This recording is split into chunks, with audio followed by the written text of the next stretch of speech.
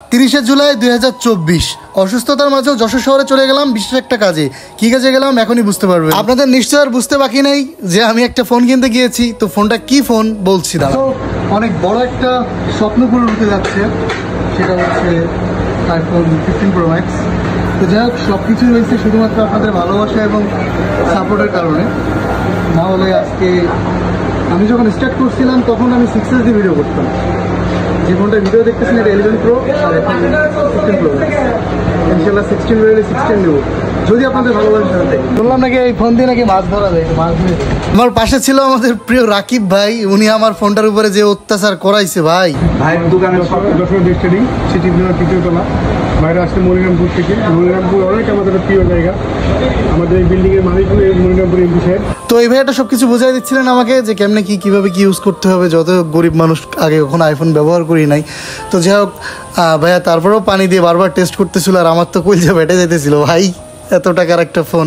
তো তারপর আমার ফোনে একটা ব্যাক পলি না স্টিকার কি বলে জানি না ভাই, ওটা একটা ভাই লাগাই দিচ্ছিল। এটা হচ্ছে সিটি প্লাজাতে আমি যেখান থেকে কিনছি ফোনটা, ওখানেই ওনারা এটা অবশ্য আমাকে ফ্রি প্রোভাইড করছিলেন। তো ভাইটা খুবই আলতো হাতে দক্ষতার সাথে নিপুণাতে কাজ করতেছিলেন। আর এদিকে আমি তো প্রচণ্ড পরিমাণে এক্সাইটমেন্ট নিয়েছিলাম যে আসলে একটা লেটেস্ট ফোন নিলাম 15 Pro Max। তো বুঝলেন তো একটা উত্তেজনা কাজ করে না। তবে সত্য কথা বলতে কি, আমরা যখন প্রথম ইউটিউব বা ফেসবুকে বা লাইকিতে যখন ভিডিও করতাম তখন আসলে একটা আইফোন ছিল না। একটা আইফোনের যে কতটা মূল্য ছিল আমার কাছে সেটা আমি তখন বুঝতাম।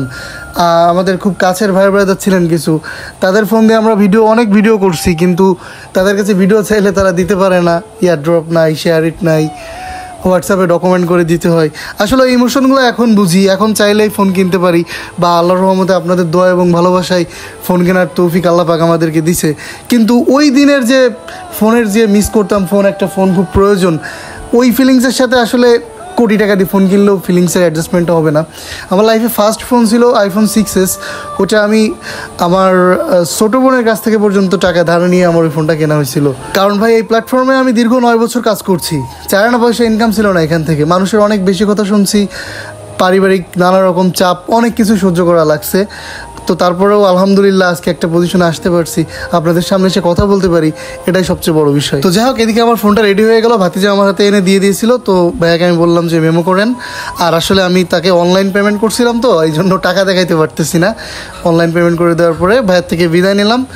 তো এই ছিল আজকের পুরোটা দিন। সাহেব কেসটা কি হলো? ফোন কিনলাম আমি, আর ট্রিট দিচ্ছ তুমি? ও আর একটা বিষয়, ফোন কিনছি আমি, আমার ম্যানেজার আমাকে ট্রিট দিল। যাই হোক, তার ট্রিটটা পাওনা আছে, সে অবশ্যই ট্রিট পাবে, কিন্তু সে কেন ট্রিট দিল আমি জানি না। সে অনেক বেশি এক্সাইটেড, এখন খাবো। টাটা।